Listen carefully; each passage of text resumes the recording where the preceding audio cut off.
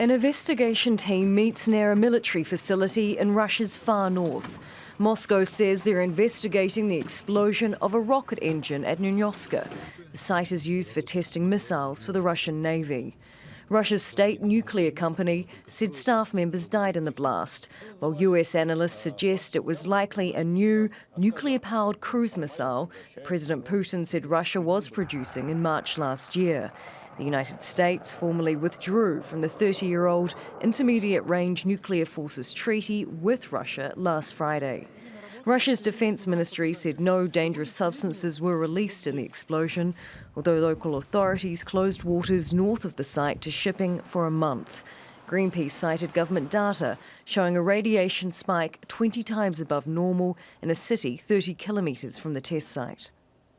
The biggest threat is the release of radioactive substances on the inhabitants of a settlement located next to that military base.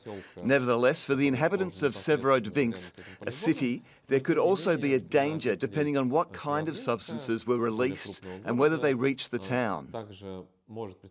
Residents took no chances. They bought medical iodine, known to block the absorption of radiation.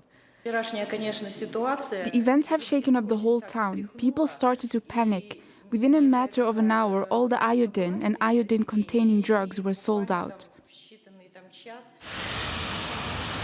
4,000 kilometres away in eastern Siberia, another explosion at a military ammunition dump site. The government blamed it on lightning. There was a big explosion. I saw a colored mushroom cloud. It was very bright. I was slammed by a door that sent me flying. A fire triggered powerful explosions at the facility on Monday. It was home to more than 40,000 artillery shells. Thousands of residents were evacuated.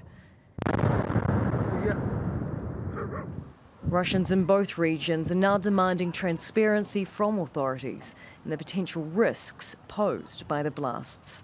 Charlotte Bellis, Al Jazeera.